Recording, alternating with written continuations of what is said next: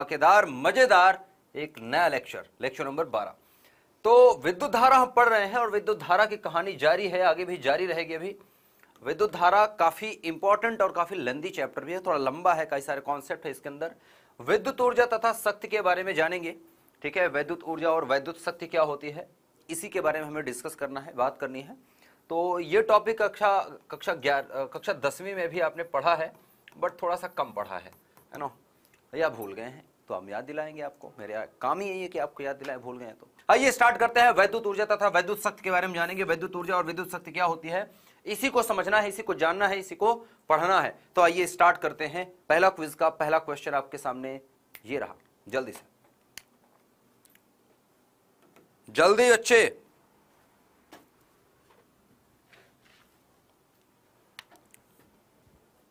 हो गया, हुआ क्या?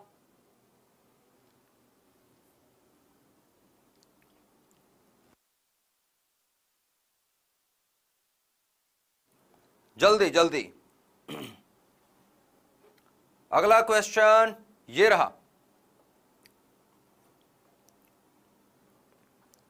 बेटा कुछ भी जानना है ना इस कोर्स के बारे में, जो कोर्स हमने आपको बताया, तो सिर्फ और सिर्फ आपको कमेंट लिख देना है कि यस यू आर इंटरेस्टेड। तो अपने आप आपको जब फोन जाएगा, आपसे जब बात होगी, तो आप जितना प्रश्न करना है, आपके दिमाग में जितना है ना, थोड़ा सा पूछ सकते हैं। अरे चतुर चालाक बनो, थोड़ा सा चीज़ों का फायदा उठाना सीखो। जब आपको बोला जा रहा है कि मोबाइल नंबर है, तो मिस कॉल करके सुन लो, 1 मिनट लगेगा बात करने में। मिस कॉल कर दो, आपके पास फ़ोन आ जाएगा, बात कर लो, पूछ लो जितना पूछना है, जो भी पूछना है, जो भी जानना चाहते हैं। सिंपल सी चीज़, ठीक है। सारी चीज़ें तो बता रखी हैं आपको, कमेंट कर दो सिंपल सा, अगर वो भी नहीं करना चाहते। हो गया। आइए देखते हैं पहले क्वेश्चन का आंसर देखते हैं।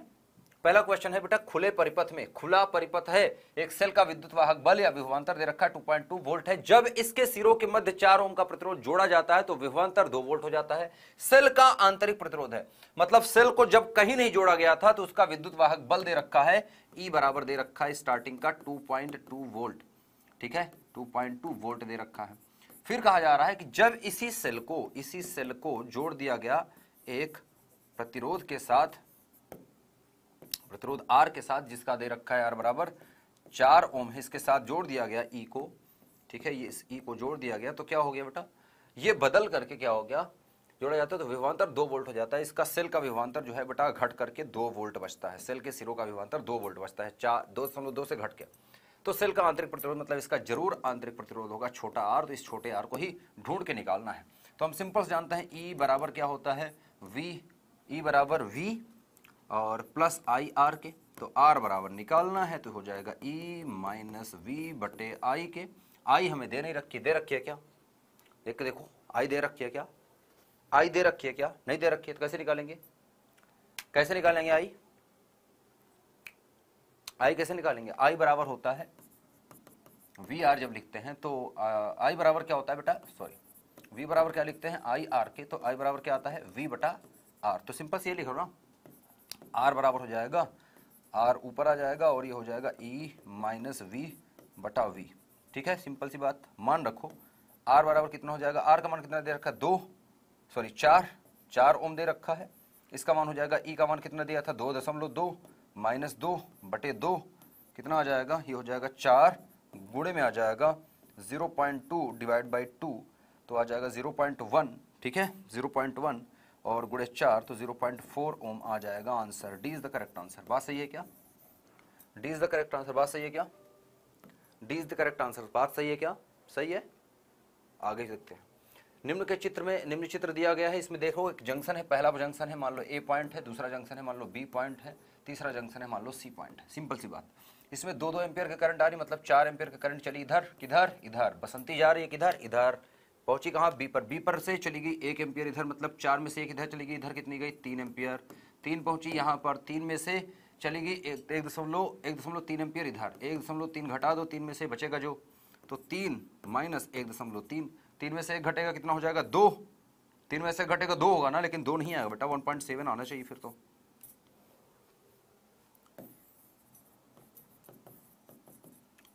बात सही है क्या, हाँ जी, बात सही है क्या,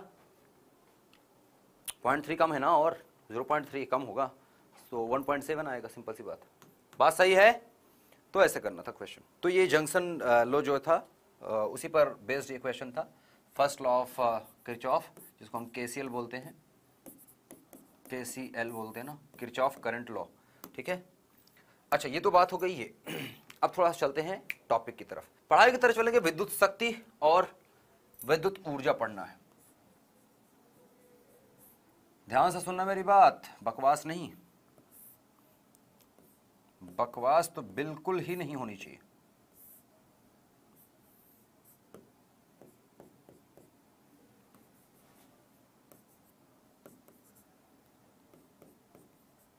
सर्किट दिख रहा है, सिंपल सा प्यारा सा छोटा सा एक प्रतिरोध लगा है, एक सेल लगा है, और मैं देख पा रहा हूं कि करंट बह रही है। ध्यान से सुनना, जो प्रतिरोध है वो ए और बी पॉइंट के बीच में जुड़ा है, ऐसा मान के चलते हैं। ये ए पॉइंट है और ये बी पॉइंट है, ए और बी पॉइंट के बीच में प्रतिरोध जुड़ा है, प्रतिरोध से करंट वही बह रही है, आई करंट बहती हुई जा रही है, आई करंट बह रही है, ये सेल है, यहाँ से करंट निकल रही है। सिंपल सी बात है, समझ में आ रही है।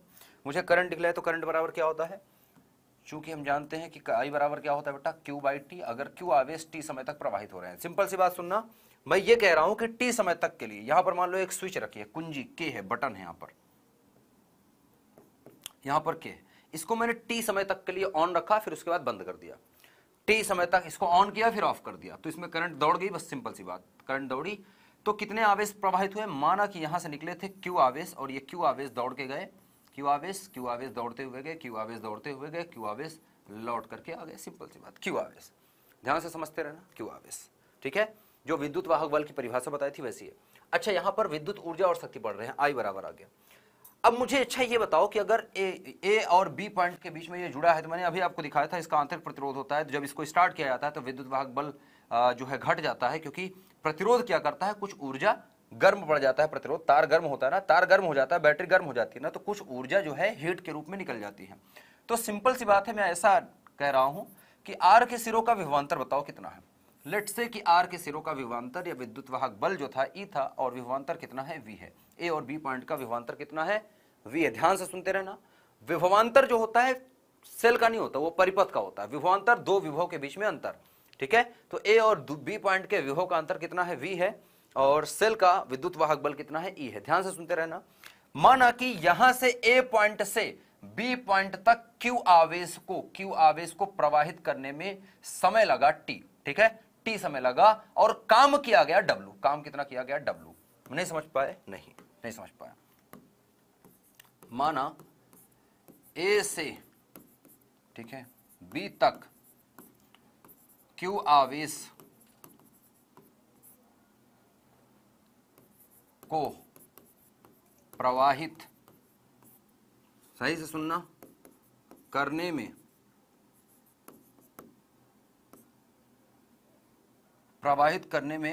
टी समय लगा तथा किया गया कार्य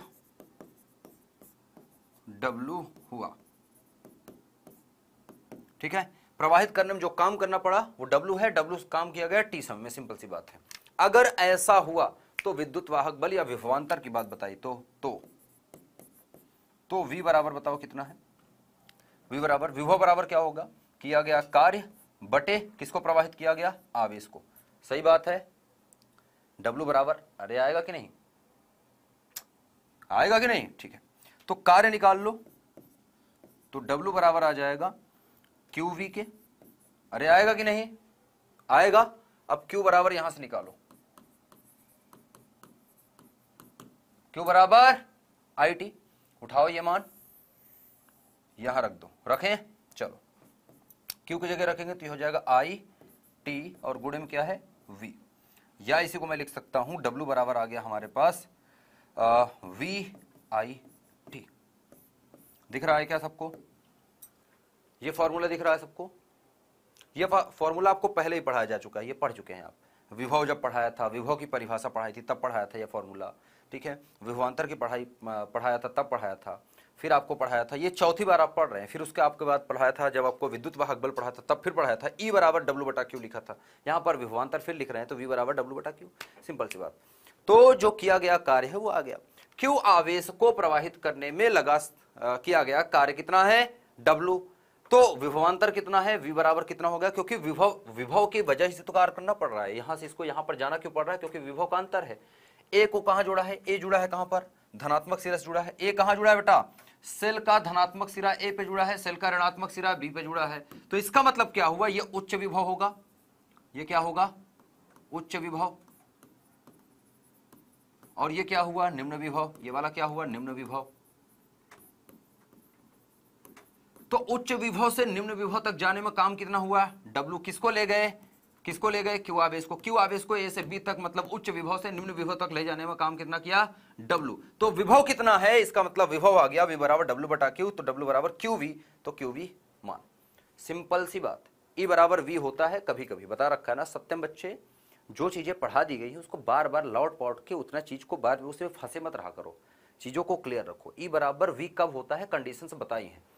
गधों की तरह बात मत किया करो, जो बच्चे पढ़ने वाले हैं जब वो इस तरह के बेवकूफ वाले प्रश्न पूछते हैं तो अच्छा नहीं लगता।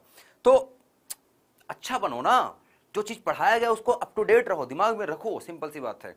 क्यों उसको मिक्स कर रहे हो चीजों को। ई बराबर वी कब होता है बताया है कि नहीं, है ना, बताया है ना कि ई बराबर वी कब होता है, जब आंतरिक प्रतिरोध बता रहा था सेल का, बाह्य प्रतिरोध बताया, सारी चीज बताई, तो क्यों फालतू की बकवास करते हो फिर, है ना।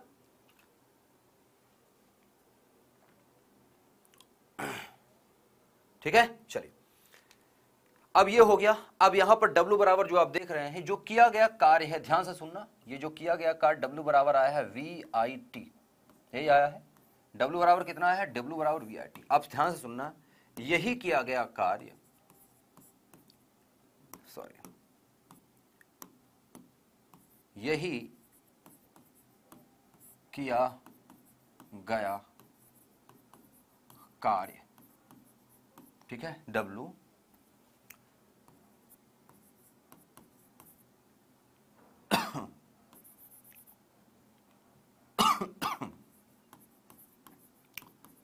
परिपथ की वैद्युत ऊर्जा कहलाती है।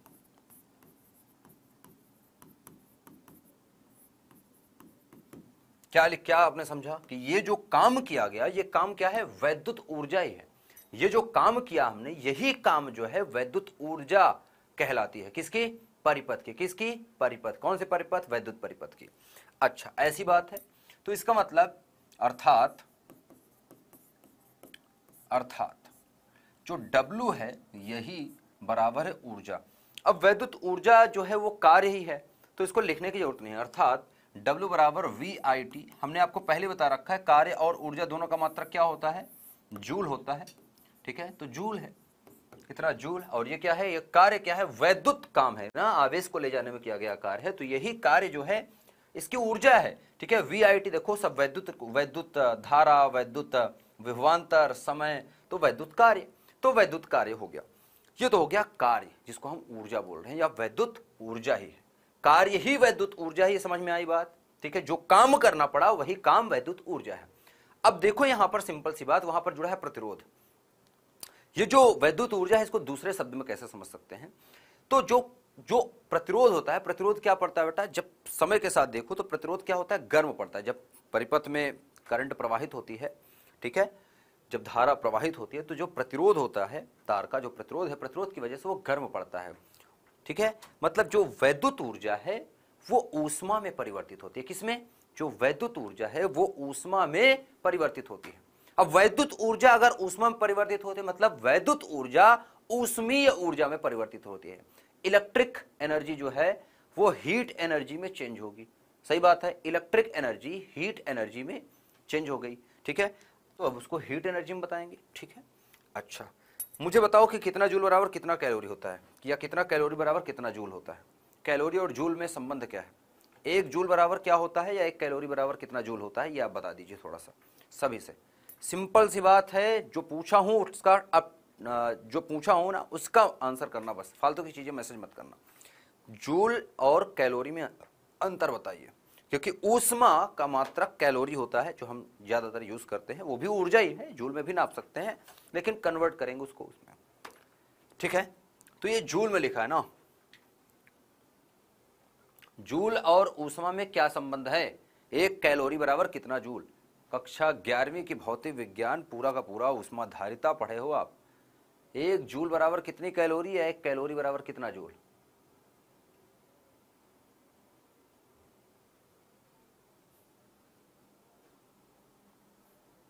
कितना होगा? सही से लिख के बताओ। 4.2, 3.6 ये सब बेवकूफों वाला आंसर मत दो। इतना जूल बराबर इतना कैलोरी होता है, ये बताओ। क्या 4.2 क्या क्या है? 4.2 क्या है? 4.2 क्या क्या लिख दूं? कितना जूल? 500 जूल बराबर 4.2 कैलोरी। क्या लिख रहे हो? क्या लिख रहे हो? तुम्हें पता चल रहा है क्या लिख रहे हो? ये कितना जूल बराबर कितनी कैलोरी? अगर ये तुमसे पूछ लूं मैं तो मतलब तुम, मुझे तो नहीं लगता कि कोई बच्चा इसका सही आंसर दे पा रहा है। विशाल कुमार ने सही आंसर दिया है कि इतना कैलोरी बराबर इतना, लेकिन फिर उसमें मात्रक नहीं लगाया। बिना मात्रक के क्या गणित पढ़ रहे हो क्या? यहां पर आप गणित पढ़ रहे हैं क्या? यहां पर आप गणित पढ़ रहे हैं? एक कैलोरी बराबर 4.2। 4.2 जूल है कि क्या है? 4.2 क्या अमृत है? क्या है? दाल चावल है? अब देखो वाट बता रहा है।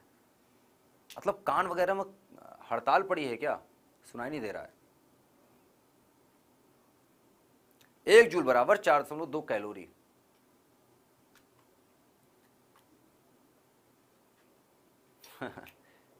उल्टा लिख रहे हो बेटा। 1 कैलोरी बराबर 4.2 जूल होगा ना।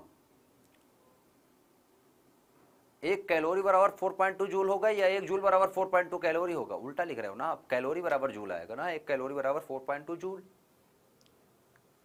देखो मुझे एक चीज समझ में आ रहा है कि कोई बेसिक चीजों को पढ़ता नहीं, ध्यान भी नहीं देते आप लोग कि बेसिक चीजों को ध्यान देके पढ़ लें, थोड़ा सा उसको तवज्जो दे दे जितनी उसको जरूरत है। कितनी छोटी सी चीज है। 1 कैलोरी बराबर क्या होगा या 1 जूल बराबर क्या होगा नहीं पता है। आप में से 99% बच्चों को पता ही नहीं है। 99% प्लस बच्चों को नहीं पता है। एक आध बच्चे को पता दिख रहा है मुझे, और वो लिख भी नहीं पा रहा है। जिसको पता है वो साफ साफ लिख भी नहीं पा रहा है। 20 बार बोलना पड़ा तब लिख पाए, नहीं तो 4.2 कोई लिख रहा है, कोई 1 लिख रहा है। प्रश्न जब पूछा गया है ध्यान से सुना करो ना, एक बार में सटीक सुना करो और सटीक आंसर दो।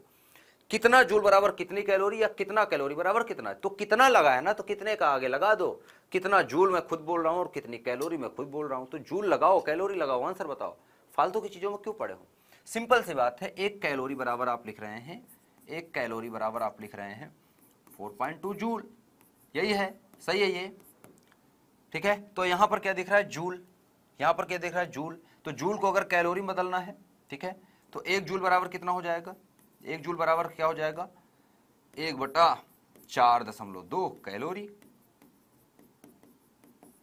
हो जाएगी कि नहीं? हो जाएगी। तो मैं कह रहा हूं ये जो ऊर्जा है, ये वैद्युत ऊर्जा ही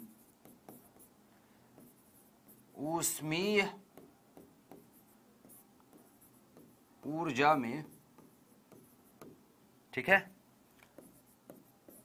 परिवर्तित हो जाती है, ठीक है। अर्थात W अब हीट एनर्जी लिख रहे हैं, ठीक है। ऊष्मीय ऊर्जा मतलब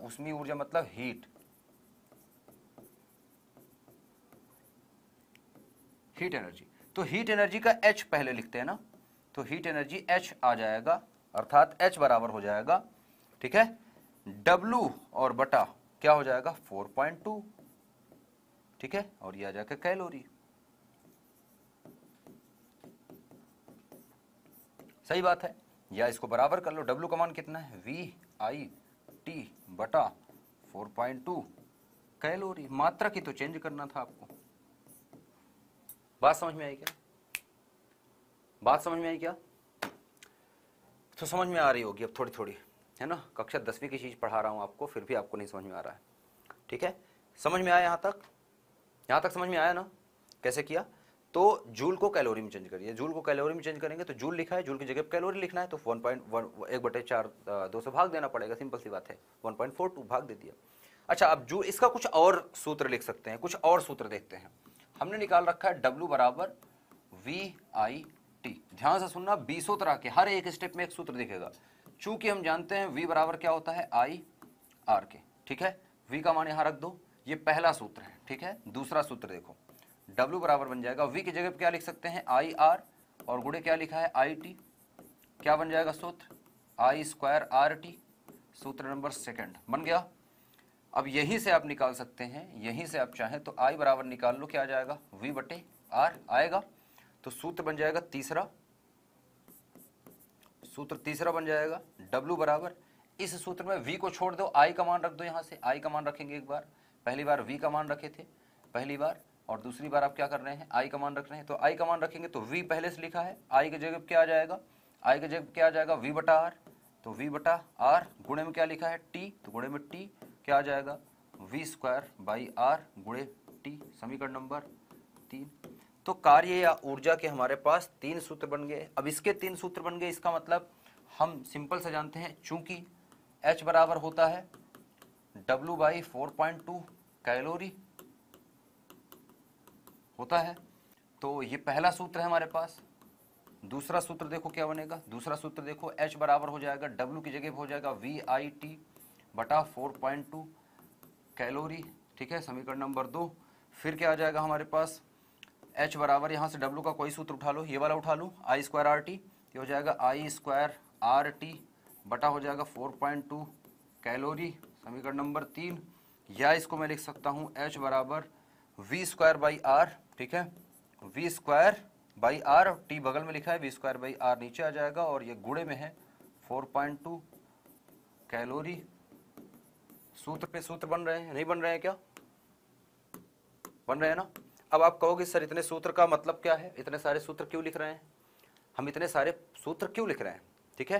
अब इतने सारे सूत्र लिखने का मतलब है क्यों, क्योंकि अगर आपको परिपथ में मतलब सवाल के अंदर अगर मैं बात करूं, कोई ऐसा सवाल दिया है जिसमें आई नहीं दी गई है, तो आप ये वाला सूत्र लगाएंगे, जिसमें वी और आर दिया गया है और टी दिया गया है तो ये वाला सूत्र लगाएंगे, किसी में अगर आई दिया है वी नहीं दिया तो ये सूत्र लगाएंगे। या आप चाहें तो पहले फिर या आप कोई एक सूत्र याद रखें, खास करके ये मेन सूत्र याद रखें, मेन सूत्र ये है, तो बेसिक सा सूत्र ये याद रखें, और बेसिक सा सूत्र ये है, बेसिक सा सूत्र ये याद रखें। अगर ये 2 बेसिक सूत्र याद है तो आपका ओम का नियम तो याद ही है, वी बराबर आई आर, तो ओम के नियम से ही मैंने सारा सूत्र बना है, तो आप भी बना सकते हैं, ठीक है। बाकी जितना भी डब्लू का सूत्र आ रहा है उसको उठा के वहां पर रखते चले जाओ, हीट का सूत्र बन जाएगा ऊष्मा का, ठीक है, तो ये सारी ऊष्मा के सूत्र बन जाएंगे, ये सारा इधर का सूत्र है, तो सिंपल सी बात है, ओम का नियम याद रहेगा आपका, तो ओम के नियम से आप सारे सूत्र बना सकते हैं, सिंपल सी बात है, इसमें कुछ बहुत बड़ी रॉकेट साइंस नहीं है, सिंपल सिंपल सी चीजें हैं, ठीक है। उठा के मान ही रखा है, मैंने कुछ और कुछ किया नहीं है, सिर्फ मान रखा है ना, डब्लू का मान उठा के रखता गया, डब्लू का मान यहाँ रख दिया ये वाला, तो ये सूत्र बन गया, फिर ये वाला दूसरा वाला मान उठा के रखा, तो ये सूत्र, तीसरा वाला रख दिया तो ये सूत्र बन गया, सिंपल सी चीज है, बहुत कुछ इसमें एक्स्ट्रा किया नहीं। ये तो हो गया सिंपल सी चीज। अब हमें निकालनी है पावर, पावर मतलब शक्ति, हमें क्या पढ़ना है शक्ति, शक्ति पढ़ने, चलो देखते हैं शक्ति को पढ़ते हैं। शक्ति मतलब पावर,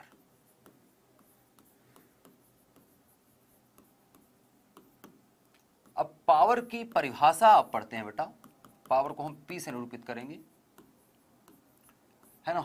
पावर की परिभाषा आप पढ़ते हैं कि पावर क्या होती है, कार्य करने की दर को शक्ति कहते हैं, कार्य करने की दर को क्या कहते हैं बेटा, शक्ति। H क्या है बेटा, H है हीट, हीट मतलब ऊष्मीय ऊर्जा, ठीक है।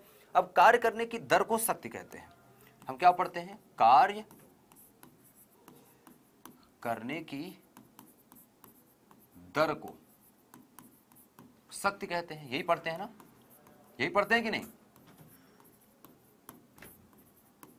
पढ़ते हैं ना, ये पढ़ते हैं, कार्य करने की दर को शक्ति कहते हैं, अच्छी बात है। तो अर्थात अगर ये कहते हैं तो बहुत अच्छी बात है, कहो कोई दिक्कत नहीं है, अर्थात बहुत अच्छी बात कही है, कार्य करने की दर को शक्ति कहते हैं, अर्थात P बराबर कहा जा रहा है, शक्ति बराबर क्या कहा जाए, कार्य करने की दर, कार्य मतलब W, दर मतलब होता है समय, W बाई टी, सिंपल सी बात। W का सूत्र आपको पता है सारी की सारी, कार्य करने की क्षमता को ऊर्जा कहते हैं बेटा, दर को शक्ति कहते हैं। क्या पढ़ते हो आप, कार्य करने की क्षमता को ऊर्जा बोलते हैं, एकदम ही दिमाग भ्रष्ट हो रहा है क्या, ठीक है। P बराबर जब लिखेंगे तो W का सूत्र आपको पता है सारा का सारा, W का सूत्र पहला वाला क्या था आपको, W बराबर क्या है VIT, पहला सूत्र क्या है VIT, पहला सूत्र रखो VIT बटे में क्या लिखा है T, तो क्या कट जाएगा, अच्छा इसका मात्रक लिख लेना, इसका मात्रक क्या होता है? W मतलब जूल प्रति सेकंड, जूल प्रति सेकंड, ठीक है, जो कि बराबर वाट कहलाता है। वाट, वाट मत लिख देना, वाट होता है। तो T से T कट गया, क्या बचा? VI वाट, पहला सूत्र, ठीक है, पहला सूत्र तो यही है। दूसरा सूत्र ये बन गया।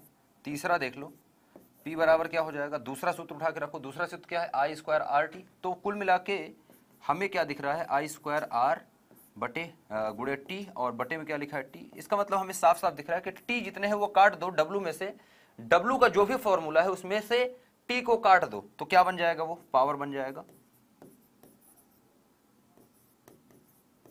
ठीक है। तीसरा हो गया। चौथा भी देख लो, चौथा P बराबर W का चौथा सूत्र, यहां पर ये वाला सूत्र जो है V स्क्वायर बटा R into 2, V square T बटा R। तो क्या लिखा है? V स्क्वायर T बटा R, और यहां पर बटे में पहले से T लिखी है तो बटे में T। तो T से T कट गया, बचा क्या? V स्क्वायर बटा R, क्या आ गया? वाट। तो हमारे पास सूत्र आ गया। I क्या है? वाह,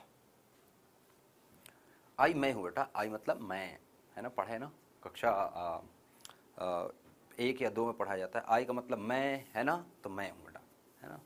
आई मतलब मैं, पढ़े हो? वाह वाह वाह वाह, ठीक है। आई मैं खुद को लिख रहा हूँ, मैं आई का मतलब मैं लिख रहा हूँ, सही है? Is it good?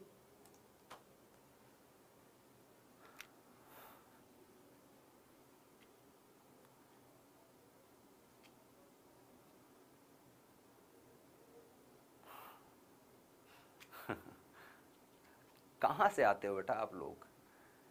आपको देख के सच में मुझे लगता है कि एलियन होते हैं। आपको लगता है देख के कि आप एलियन ही हैं, कहीं से उड़ के आए हैं आप, आज ही पृथ्वी पर पहुंचे हैं आप, पहली बार पहुंच दिया आपने। सबसे पहले लैपटॉप और अपने मोबाइल देख लिया, स्मार्टफोन, पता नहीं कैसे वो समझ में आ गया कि चलता कैसे है। बहुत अच्छी बात है, ये पता चल गया, है ना। मतलब काफ़ी अचंभित हूँ मैं, काफ़ी अचंभित हूँ कि अब मुझे लगता है कि आज ही आप बस अभी अभी लैंड किए हैं, है ना, पृथ्वी पर, और अचानक से मेरी क्लास में आ गए। धन्यवाद जो आप मेरे क्लास में आए और आपने आई पूछ लिया मुझसे, ठीक है। चलिए, तो ये सूत्र हम देख रहे हैं। अब मैं थोड़ा सा यहाँ पर सारे फॉर्मूले जो हमने निकाल लिखे हैं, सारे फॉर्मूलों को दिखा देता हूँ एक बार। सारे फॉर्मूला चार्ट बना रहा हूँ, सभी सूत्र लिख रहा हूँ मैं। जितने सूत्र बनाए ध्यान से देखना, सभी सूत्र। पहला सूत्र देखा हमने, W बराबर VI T के। दूसरा सूत्र हमने देखा, W बराबर V स्क्वायर T बटा R के, ऐसा बोल दो। तीसरा सूत्र क्या हमने पढ़ा? एक सूत्र और पढ़ा हमने, I स्क्वायर R T के, ठीक है, ऐसा सूत्र पढ़े 3। इसके बाद हमने पढ़ा चौथा सूत्र, देखते रहना, ये चौथा सूत्र बगल में लिखते हैं। चौथा सूत्र देखो, ठीक है, चौथा सूत्र पढ़ा, H बराबर आया W बाई, अच्छा ये सभी जूल में है, ठीक है, सभी जूल में है, ये याद रखिएगा। मात्रक जरूरी है, भौतिक विज्ञान में बिना मात्रक के कुछ नहीं, ठीक है। H बराबर ये आ गया 4.2, और ये आ गया कैलोरी। फिर पांचवा सूत्र पढ़ा, H बराबर W के जितने सूत्र है रख दो, सूत्र बन जाएंगे, VIT बटा 4.2 कैलोरी। जितना भी कैलोरी, जितना भी सूत्र है उसमें क्या करना है आपको? बस भाग दे देना है 4.2 से, बाकी वही है। और छठवां आया H बराबर V स्क्वायर T बटा 4.2 R के, ठीक है। और ये भी आया कैलोरी।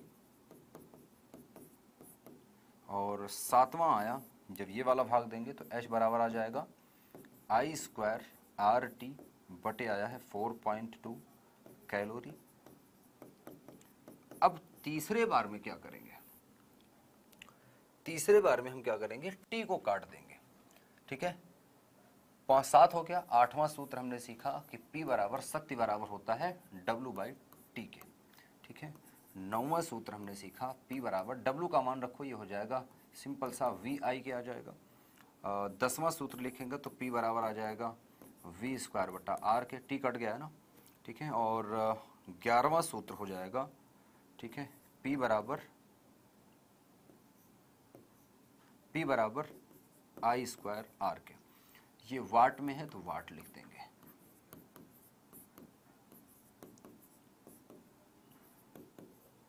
अब मैं आपको बताऊं इसको कैसे याद रखें।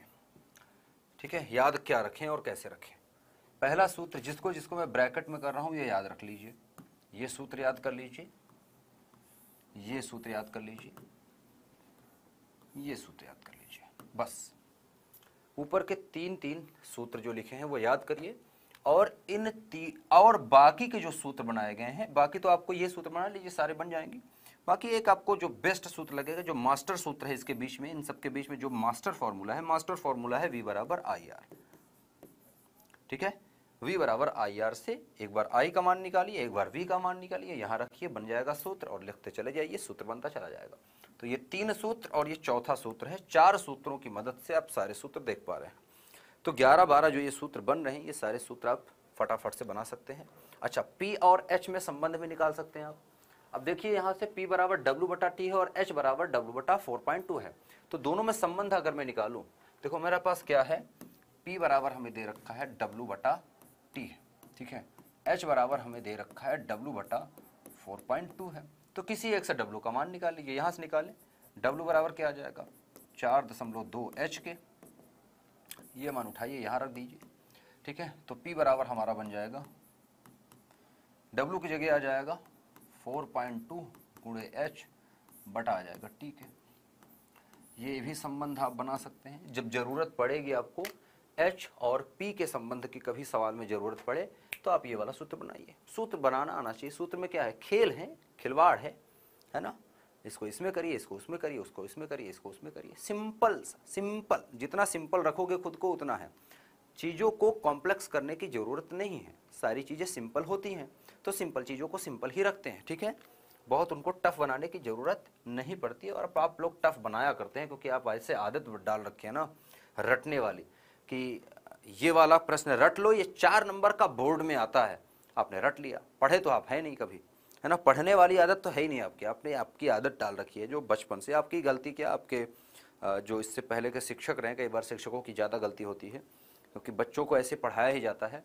उनको बोला जाता है कि कक्षा 10वीं तुम्हारा बोर्ड है ना, कक्षा 10वीं बोर्ड है, तो 10वीं से पहले ही 9वीं से उनकी आदत खराब करना स्टार्ट करते हैं टीचर। 6-7 तक टीचर बच्चे अच्छे रहते हैं, 6वीं 7वीं 8वीं तक तो वो मौज से पढ़ते हैं, खुश रहते हैं, सब चीज़ पढ़ाओ, सब चीज़ समझ जाते हैं। 9वीं में आके उनका दिमाग किया जाता है खराब। सबसे पहली बार 9वीं में आते ही बच्चों का दिमाग खराब करने की कोशिश जारी की जाती है। सबसे पहला प्रयास किया जाता है जब वो कक्षा 9वीं में होते हैं कि इस साल तो है ही नहीं कुछ, 9वीं तो कुछ होता ही नहीं है, तो सब कक्षा 10वीं में, क्योंकि 10वीं का तो एग्जाम होता है बोर्ड का। तो ऐसा करो, 9वीं पर दिमाग मत लगाओ, 10वीं का ट्यूशन। 9वीं में रहते हुए बच्चे 10वीं किताब पढ़ रहे हैं, बेवकूफ हैं, गधे बना रहे हैं उनको। ठीक है, 9वीं का पढ़ने नहीं देते बच्चों को, उनको कहते हैं 10वीं का पढ़ो। क्यों पढ़े बेटा, क्यों पढ़े? उनको कहते हैं कि कक्षा 10वीं के ये 4 क्वेश्चन, 5 क्वेश्चन, इस चैप्टर के 6 क्वेश्चन आते हैं, इनको रट लो, ये 5-5 नंबर के आएंगे, 4-4 नंबर के आएंगे। गधा बना दिया जाता है बच्चों को। सिंपल सी बात में, सिंपल सा बोलें एक शब्द में, तो उनको बनाया जाता है गधा। और आप लोगों को उस तरह के, इस तरीके से ट्रीट करके सिर्फ दिमाग में यही डाल दी जाती है, परसेंटेज अच्छा कैसे लाए। दिमाग में सिर्फ इतना ही चीज़ डाला जाता है, अच्छा परसेंटेज लाना है, अच्छा परसेंटेज लाना है। अरे फलाने सिंह का बच्चा जो है पिछले साल जो है 95% लाया था, इस बार तुम्हें भी लाना है ना। तो अब क्योंकि आसपास के लोग भी वैसी बात कर रहे होते तो उनको पता नहीं होता, तो वो भी ऐसी बताते हैं, है ना, कि वो बच्चा जो है पड़ोस में रहते हैं, है ना, शुक्ला जी के बेटे, शर्मा जी के बेटे इतना नंबर लाए थे, तुम भी लाओ, तुम क्यों नहीं ला रहे हो, तुम भी तो वहीं पढ़ते हो, तुम भी तो वहीं करते हो, क्या दिक्कत है। तो फालतू की चीज़ें।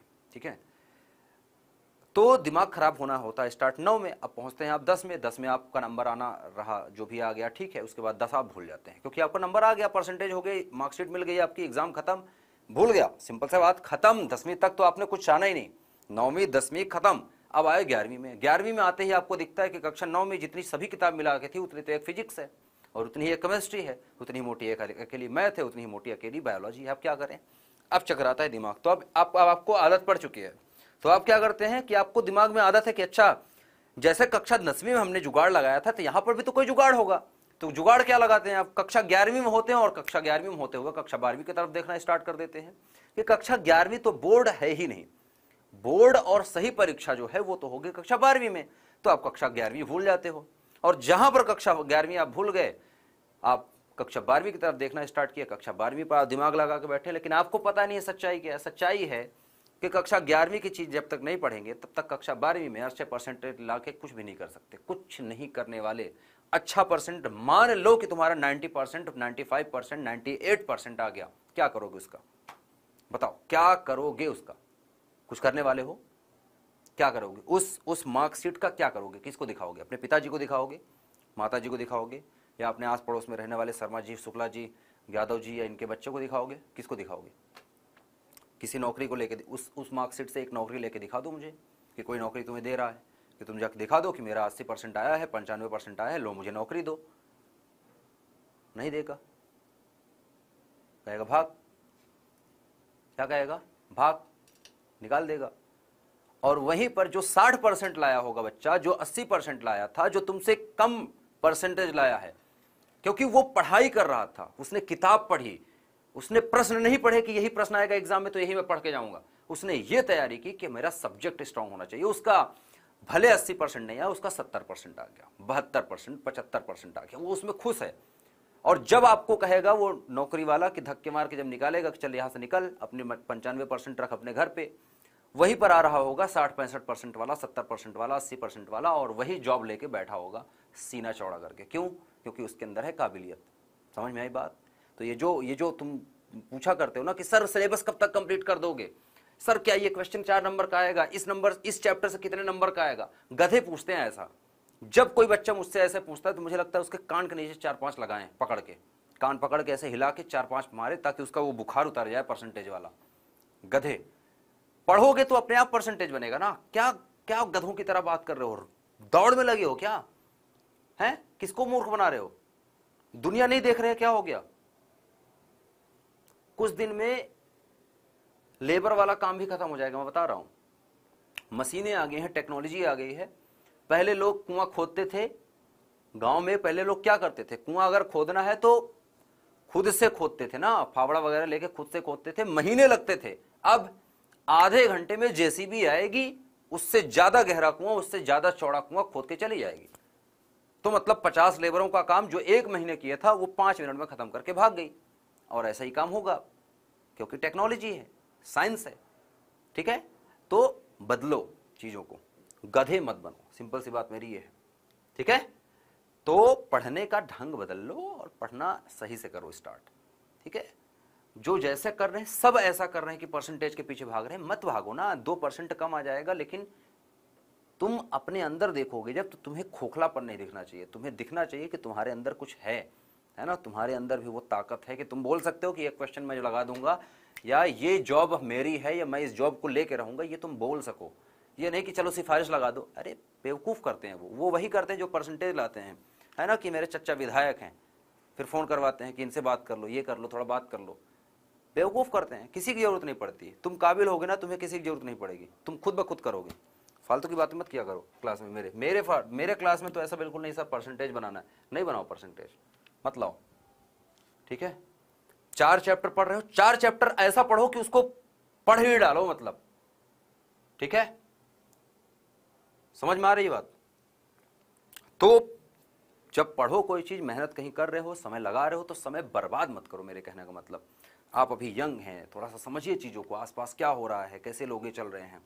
आजकल डिस्ट्रैक्शन के लिए बहुत सारी चीजें हैं, है ना, फेसबुक, यूट्यूब, इंस्टाग्राम, ये है वो है, फालतू की चीजें, है ना। 2 मिनट के लिए खोलते हैं, 1 घंटा तक खोलते ही रहते हैं, चलाते ही रहते हैं, है ना, देखते रहते हैं। ऐसा होता है ना कि 2 मिनट के लिए कि चलो देखते हैं, एक नोटिफिकेशन आ गई, देख लिया कि कौन सा गाना आया है, अब फिर वहां से हटने का मन ही नहीं करता। 2 घंटे तक देखे रहे हैं, देख ही रहे हैं, देख ही रहे हैं, क्या कर रहे हैं ये? तो फालतू की चीजें हैं ये। ठीक है, अपने आप को बचाओ। ठीक है, 2 से 3 साल हैं आपके पास, मैक्सिमम 2 साल हैं आपके पास। लड़कियों के लिए तो और कम साल हैं, उनको तुरंत शादी कर देते हैं। लड़कियों के लिए तो सच्चाई समझिए ना, अपने देश की सच्चाई क्या है, अपना जो समाज है कैसे काम करता है, उसको समझिए, उसको देखिए। लड़कियों के लिए समय नहीं होता, उनको तो माँ बाप, कई सारे माँ बाप ऐसे ही पढ़ाते हैं कि कक्षा 12वीं तक मेरी बच्ची पढ़ ले, इसके बाद इसका शादी कर देंगे। लेकिन अब बच्ची को शादी किस लिए कर रहे हैं माँ बाप? क्योंकि माँ बाप को भी दिख रहा है कि इसके अंदर मेरे बच्ची सिर्फ पढ़ नहीं पाएगी, ऐसी है, इसको तो पढ़ना ही नहीं है, इसको तो कुछ आता ही नहीं, तो इसको शादी कर देते हैं। तो अगर बच्ची दिखाएगी कि पापा या मम्मी मैं ये कर सकती हूँ, मुझे ये जॉब करनी है, मैं इसके काबिल हूँ, मेरा परसेंटेज अच्छा रहा है, मैं ये कर सकती हूँ, मैं ये एंट्रेंस एग्जाम निकाल सकती हूँ, तब माँ बाप भी प्रयास करते हैं कि चलो ठीक है मेरी बच्ची पढ़ना चाहती है तो शादी नहीं करती, इसको पढ़ाते हैं। जब बच्ची ही ऐसी है तो क्या करें फिर, ठीक है। तो उनकी उनकी गलती थोड़ी है, क्यों पढ़ाएं फिर आपको आगे, आप क्यों पढ़ेंगे आगे, आप अपने आप को साबित करिए कि मैं पढ़ने लायक हूँ तो पढ़ाएंगे वो आगे, नहीं हो तो ठीक है अच्छी बात है, फिर शादी कर रहे हो तो ज़्यादा अच्छी, ठीक है। तो इसलिए सच्चाई जब जानते हो खुद को तो बेवकूफ़ मत बनाओ। किसको? खुद को। मुझे क्या ही करोगे बेवकूफ़ बना के, ठीक है। खुद को रोको, चीज़ों को समझिए, जानिए। आगे चलते हैं और क्विज की तरफ चलते हैं, ठीक है। दूसरे क्विज का पहला क्वेश्चन ये रहा, जल्दी से।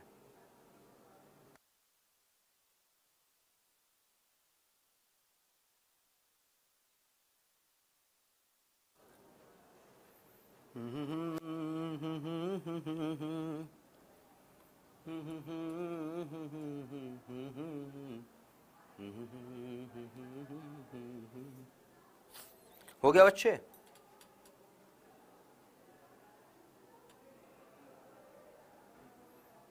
देवेंद्र कुमार बैरवा, हाँ बच्चे तुम्हें जानता हूं मैं। अगला क्वेश्चन बच्चे, किस पेपर की बात कर रहे हो बेटा? 550 नंबर आ गए आपके। किस क्वेश्चन पेपर की बात कर रहे हैं? नीट की बात कर रहे हैं क्या आप? नीट की बात कर रहे हैं?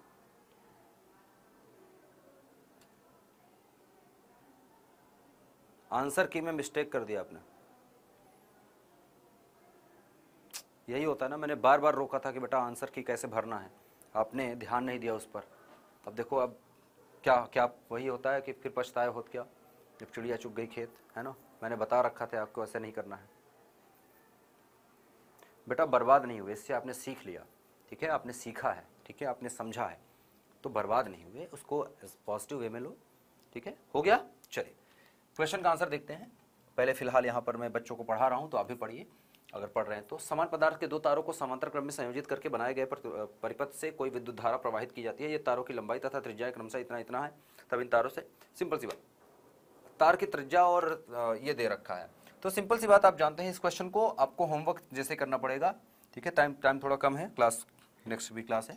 तो प्रतिरोध को आप जानते हैं R बराबर क्या होता है, रो L बाई A, ठीक है।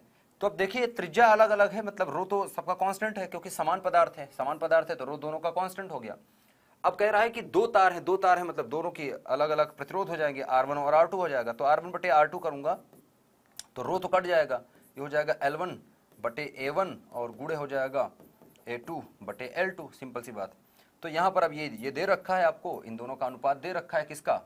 लंबाई का अनुपात और इसका अनुपात। तो इसका अनुपात दे रखा है तो इसको लिख लीजिए आप L1 बटा L2 और गुणे हो जाएगा A2 बटा A1। तो सिंपल सी बात ये आ गया, आप A1 A2 का मान L1 L2 के रूप में निकाल लीजिए, सिंपल सी बात। और L1 L2 का अनुपात दे रखा है 4/3, इसका त्रिज्या का अनुपात दे रखा है, त्रिज्या मतलब पाई R स्क्वायर, पाई से पाई कट जाएगा, R स्क्वायर मतलब R2 बटा R1 का होल स्क्वायर, मतलब 3/2 का होल स्क्वायर कर लीजिए, आंसर आ जाएगा आपका, ठीक है। तो ये तो आप निकालेंगे, ठीक है। ये हो गया क्वेश्चन का आंसर, मैंने बता दिया है, बस करना है बाकी आपको, मैंने कर दिया है, आपको करना बाकी है। एक छड़ का प्रतिरोध 4 ओम है, एक छड़ है, लोहे की छड़ है मान लो, ठीक है, ये 4 ओम की है, 4 ओम। इसको अर्धवृत्त में, इसको मोड़ करके अर्धवृत्त बना दिया, मोड़ दें, चलो मोड़ दिया, ठीक है। अब ये क्वेश्चन रट नहीं सकते ना, भौतिक विज्ञान में यही तो अब दिक्कत है आपको कि सर अब रटे कैसे, तो यही आपको खाए जा रही है प्रॉब्लम कि ऐसा कोई तरीका, ऐसी कोई ट्रिक बता दो सर कि ये क्वेश्चन तुरंत रटा जा सके। तो इसीलिए बच्चे ट्रिक ढूंढा करते हैं, क्योंकि उनकी आदत कक्षा 9वीं से खराब हो चुकी है, तो ट्रिक ढूंढने में लग जाते हैं। फिर उनको लगता है कोई आसान तरीका निकल आता है, जैसे कक्षा 10वीं में नंबर लाया था वैसे ही मज़ा आ जाए, कुछ ऐसा कोई ऐसी चीज़ लग जाए हाथ में कि मज़ा ही आ जाए, ठीक है। तो अब कह रहा है कि इसके परितः प्रतिरोध क्या होगा, इसका सिरा, मान लो ये पहला सिरा है, ये दूसरा सिरा है, तो इसके सिरे का प्रतिरोध निकालें तो प्रतिरोध थोड़ी चेंज होगा, घुमाने पर 4 ओम ही रहेगा। तो कैसे भी मोड़ दो इसको, मैं ऐसे मोड़ दूँ, ऐसे मोड़ दूँ इसको, क्या इसका प्रतिरोध चेंज हो जाएगा क्या? वही रहेगा, सिंपल सी बात है, ठीक है, सही है। तो क्वेश्चन का आंसर हो गया दोनों करेक्ट।